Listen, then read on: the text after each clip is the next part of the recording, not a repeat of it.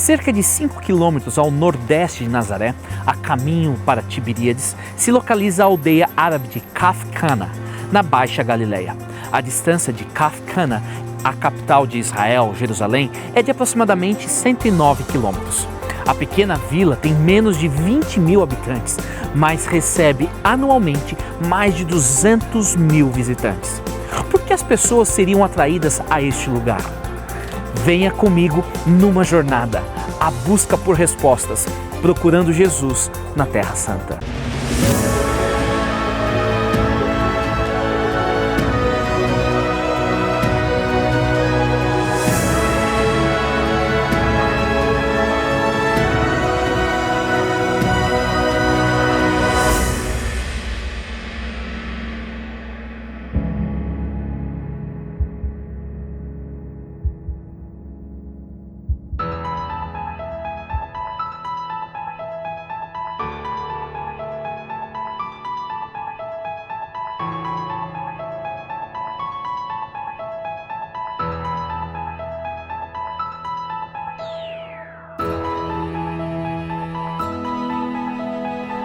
Esta vila, chamada Carfe-Caná, é identificada na tradição cristã como Caná da Galileia. A história registra que uma igreja foi construída em Caná pela imperatriz Helena, mãe de Constantino, no IV século. Pessoas que viajavam para Cafar-Caná, no século XVII, identificaram as ruínas de uma igreja muito grande. O nome grego Caná provavelmente vem de uma palavra em hebraico antigo, Caná, que significa lugar de juncos. O historiador Flávio Joséfo reconta como ele, durante a primeira revolta judaica contra Roma, de 66 a 70 d.C., ficou por algum tempo numa vila da Galiléia chamada Caná. A cidade também contém o túmulo do sábio judeu, o Rabi Ben Gamaliel, do Sinédrio, o corpo legislativo do antigo Israel. Gamaliel se tornou presidente do Sinédrio em 50 d.C. Seu túmulo tem sido um local importante para peregrinos judeus há mais de 2000 anos. No centro da vila existem ruínas de antigos prédios e cavernas usadas como túmulos. Novas áreas residenciais foram construídas ao sudeste e nordeste da antiga vila. O quarto evangelho do Novo Testamento, o Evangelho de João, menciona Caná 3 vezes. Caná é o local do primeiro milagre de Jesus, a transformação de água em vinho. Foi em Caná da Galileia que Jesus curou o filho de um oficial.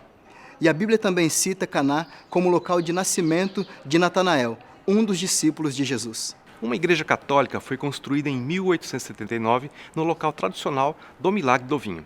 Ao lado dessa igreja, existe a Igreja Ortodoxa Grega de São Jorge, construída em 1886, que abriga 2 jarros de pedra e que os gregos ortodoxos acreditam ser os jarros que Jesus usou para realizar os milagres. Existe também uma igreja chamada de São Bartolomeu, construída de acordo com a tradição no local da casa de Natanael de Caná, o São Bartolomeu, um dos discípulos de Jesus. Inspirado no milagre da transformação da água em vinho nas bodas de Caná, foi desenvolvida uma tradição de realizar casamentos ou renovar votos matrimoniais nessa cidade.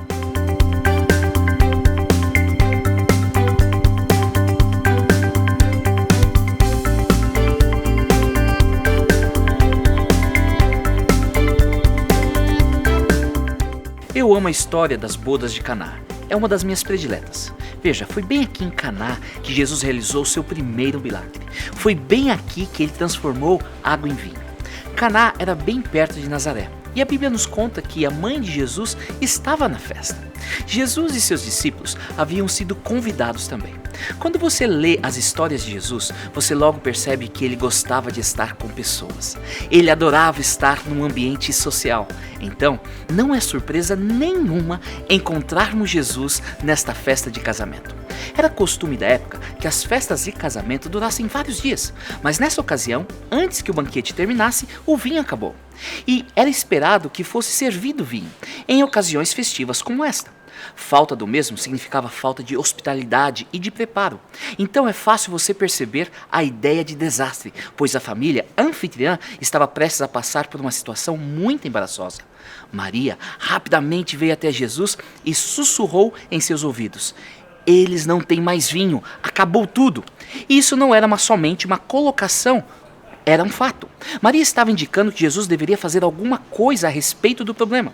E eu tenho aprendido ao longo dos meus mais de 10 anos de casado que as mulheres dão muitas dicas. Homens, com certeza nós precisamos estar bem atentos para não passarmos desapercebidos. Jesus deu uma resposta interessante para sua mãe. Ele disse para ela: "Por que você está me envolvendo nisso? Minha hora ainda não chegou." Ele parece estar sugerindo que ele não vai fazer nada para ajudar, que não é a hora certa. Mas Maria simplesmente diz aos empregados: "Façam tudo quanto ele disser a vocês." É como se Maria soubesse que, a despeito das aparências, Jesus vai ajudar essa família. Maria confia no seu filho.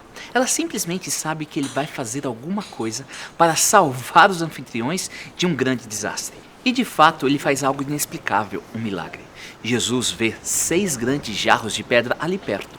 E por favor, note que não são jarros de barro, eram grandes talhas de pedra para armazenar água, entalhados na pedra, rocha maciça. Dê uma olhada nesse jarro de água feito de pedra, que está à amostra aqui em Caná. Que jarro enorme, não é mesmo? Os jarros na festa de casamento eram parecidos como este. Esses jarros armazenavam entre 20 a 30 galões cada um. Isso corresponde a 100 litros. E haviam 6 jarros. Então, a capacidade total, contando com todos os jarros, era cerca de 600 litros. Jesus disse aos empregados para encher todos os jarros com água, o que significava uma boa quantidade de idas ao poço. Mas, em pouco tempo, todos os 6 grandes jarros estavam cheios até a boca. Então Jesus disse: "Agora retirem um pouco de dentro do jarro e levem para o mestre de cerimônias do banquete." O mestre de cerimônias era a pessoa encarregada, responsável pela festa. Evidentemente, Jesus queria que este homem provasse o vinho primeiro, antes de qualquer outra pessoa. Os empregados devem ter ficado bem confusos em relação ao motivo pelo qual Jesus pediu que eles levassem água para o mestre de cerimônia, encarregado pela festa. Mas Maria havia dito a eles: "Façam tudo quanto ele disser a vocês." Então um dos servos retirou uma jarra do líquido que estava dentro de uma das grandes talhas. E ao fazer isso, seus olhos quase saíram para fora do rosto. A água tinha agora uma coloração roxa escura. Jesus havia transformado a água em vinho. Você consegue imaginar o estado de empolgação dos empregados ao correrem até o mestre de cerimônia com aquela jarra de vinho, vinho fresco, vinho novo? O mestre encheu seu copo e provou da bebida. Ele fez um grande sorriso, que delícia, sem saber de onde vinha aquele vinho. Mas o mestre de cerimônias chamou o noivo e disse: "Todos servem primeiro o melhor vinho e depois que os convidados já beberam bastante, o vinho inferior é servido, mas você guardou o melhor até agora." Você já percebeu que a vida é assim? O mundo serve o seu melhor vinho primeiro, criando um clímax, e depois é tudo morro abaixo dali para frente. Mas o vinho que Jesus serve fica cada vez mais doce à medida que os dias e os anos passam. Um homem que aceitou Jesus em sua vida disse: "Eu me sinto mais feliz hoje quando eu não estou feliz do que antes, quando eu me sentia feliz." A alegria que só Jesus pode dar é uma alegria que vai além dos altos e baixos da vida. Então, quando você estiver passando por um momento turbulento, você ainda assim tem a alegria que vem do Senhor.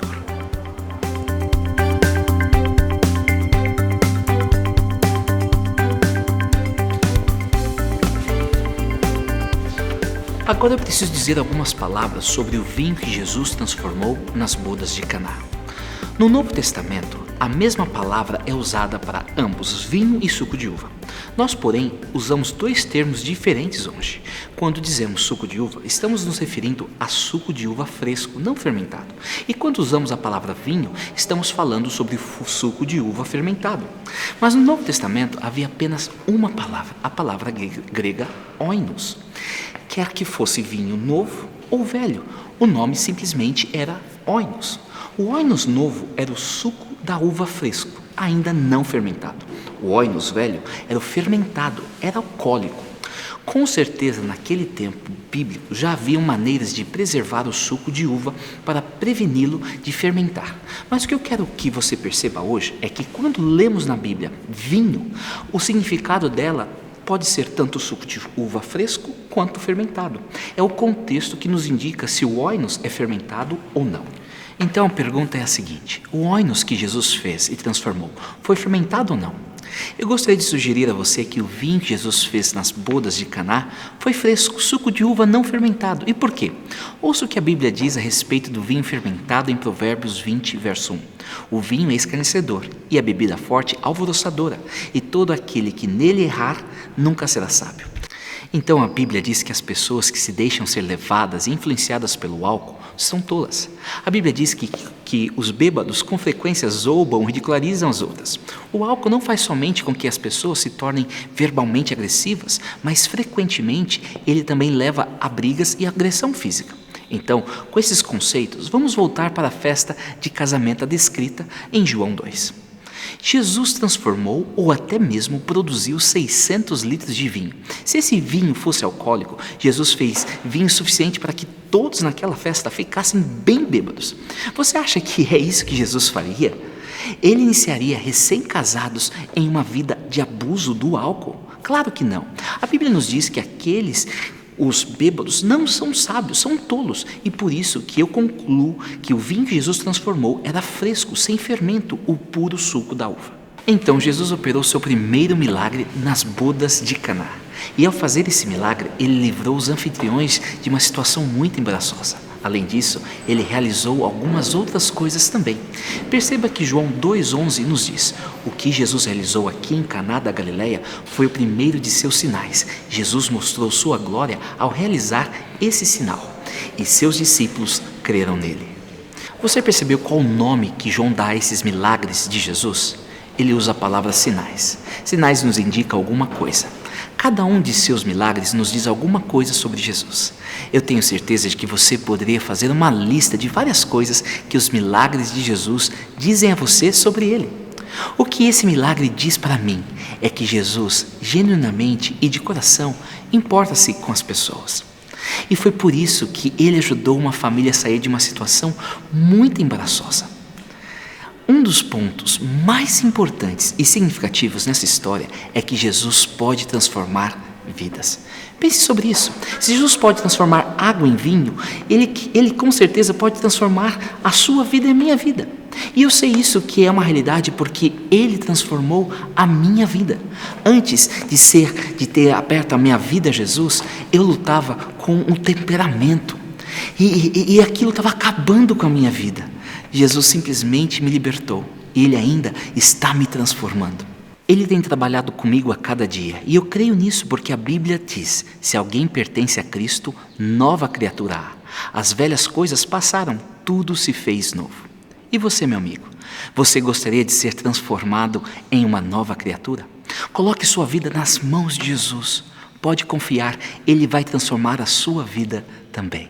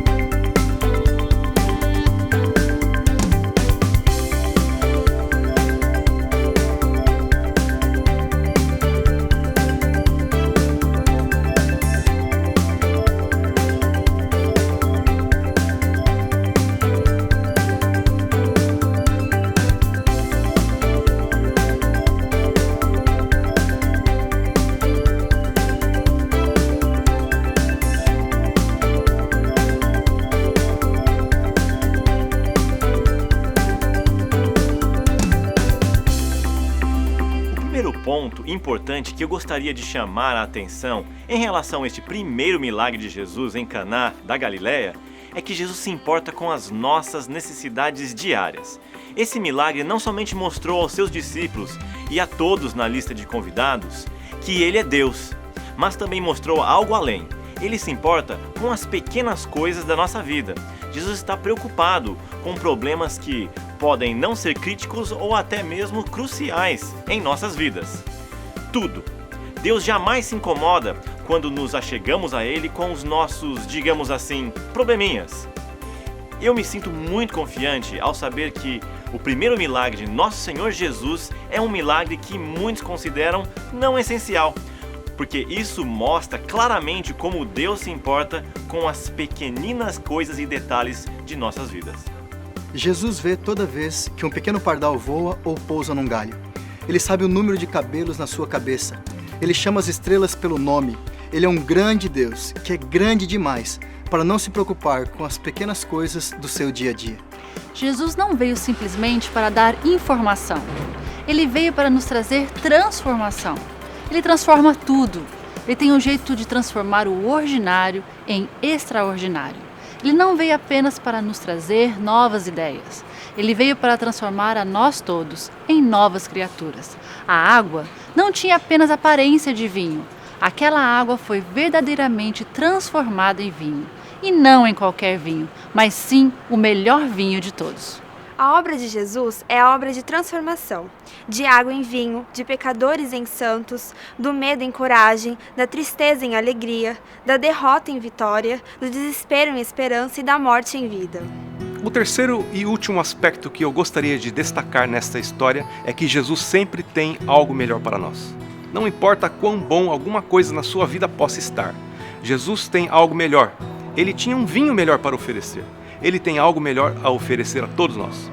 Quando nós permitimos que Cristo entre em nossa vida, Ele opera o milagre da qualidade em nós. Essa transformação vai nos tornar pessoas melhores. Um pai melhor, uma mãe melhor, um filho, uma filha melhor, uma família melhor, uma comunidade melhor. Sim, com certeza, Cristo tem algo melhor para nos oferecer. Naquela festa de casamento em Caná, Jesus salvou o dia. Ele salvou o dia ao prover aquele vinho quando já não havia mais. Amigo, será que existe alguma coisa que esteja a ponto de acabar em sua vida hoje? Talvez sua força esteja acabando. Talvez sua coragem esteja acabando. Talvez o que esteja para acabar em sua vida seja o tempo ou o dinheiro. Talvez sua saúde esteja se acabando. Amigo, o mesmo Jesus que transformou água em vinho pode fazer um milagre para você e por você. É o seu casamento que precisa desse milagre? Sua saúde, sua fé, sua carreira? Deixe-me compartilhar com você hoje uma promessa muito especial da Bíblia. Filipenses 4,19. O meu Deus, segundo as suas riquezas, suprirá todas as vossas necessidades em glória por Cristo Jesus.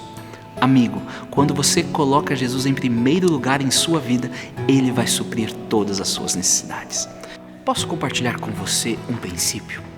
Eu gosto de chamá-lo de princípio da bênção. Não importa a área de sua vida que você precise que Deus abençoe, coloque Ele em primeiro lugar nessa área.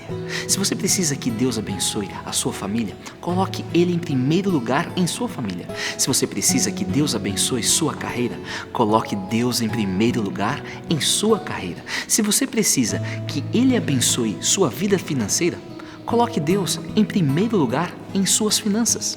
Entendeu a ideia? Então, deixe-me fazer a seguinte pergunta para você hoje. Em qual área de sua vida você precisa de uma bênção especial de Deus? Eu convido você a colocar Deus em primeiro lugar nesta área tão especial para você hoje. Coloque Deus em primeiro lugar e veja como Ele vai transformar a sua água em vinho. When I think about the miracle of Cana, where Jesus turned the water into wine, I am greatly encouraged. Not only did he validate the institution of marriage, but also emphasize the potential that we can have in our relationship with himself. Jesus desires intimacy of relationship with each of us. Scripture often refers to the church as the bride of Christ. Lord, Won't You Change My Life is a song that invites the fullness of relationship that Jesus offers us. He loves us too much to leave us where we are. His desire is to partner with us that we might experience abundant life. This song is a prayer that I sing often, and I have been blessed by its message. I pray that others will also be blessed as they offer this prayer to God.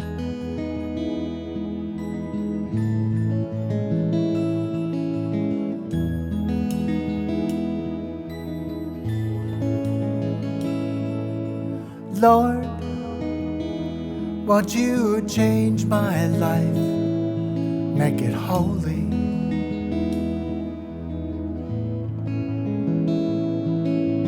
Lord, cleanse me of my sin, though I'm not worthy.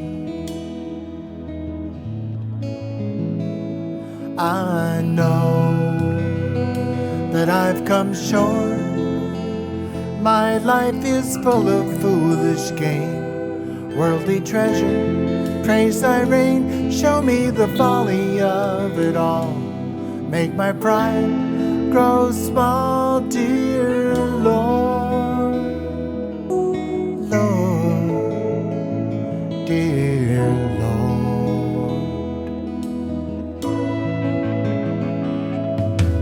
Lord, won't you change my life, make it holy?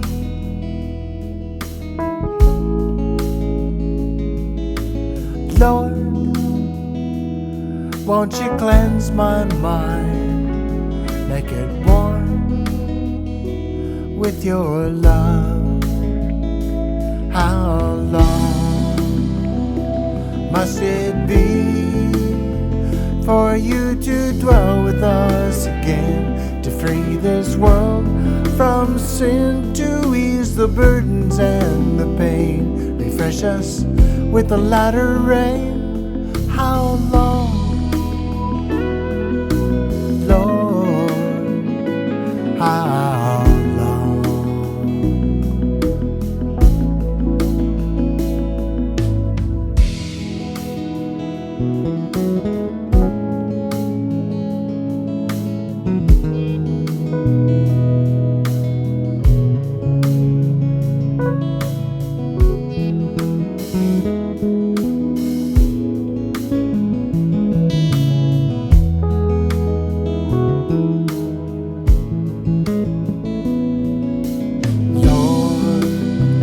I trust in you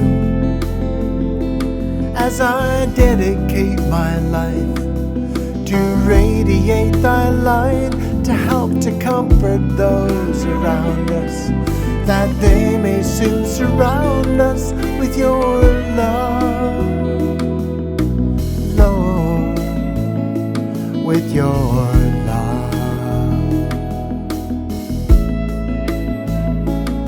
So Lord, won't you change my life, make it holy?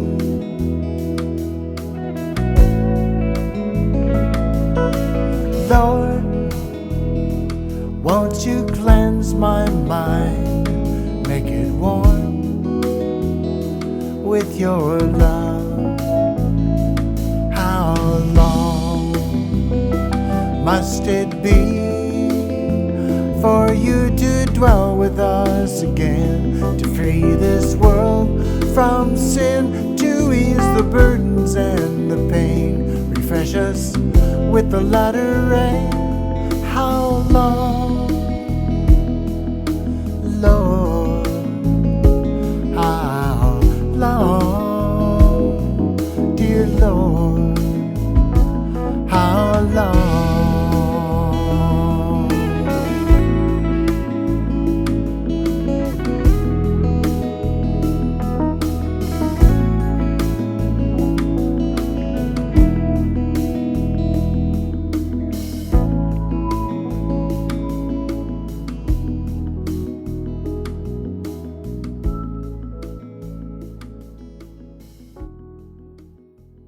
Pastor Ron Nelson, muito obrigado pela canção.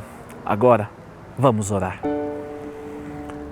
Querido Pai, obrigado por nos mostrar, através do milagre no casamento de Caná, que o Senhor se preocupa com as mínimas coisas. Agradecemos isto em nome de Jesus. Amém.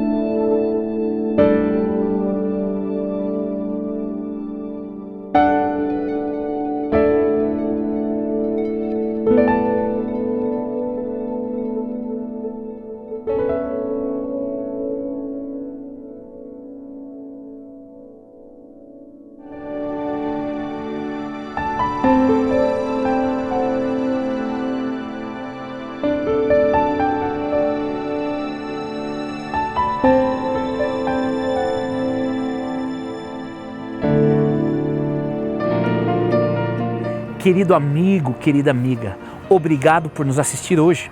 Não se esqueça de compartilhar a busca por respostas, procurando Jesus na Terra Santa, com os seus amigos e familiares. Visite o nosso website. Lá você poderá nos enviar a sua mensagem, pedido de oração e fazer a sua solicitação do programa de hoje ou da série completa. Espero vê-la muito em breve. Até lá, lembre-se, Jesus é aquele que provê.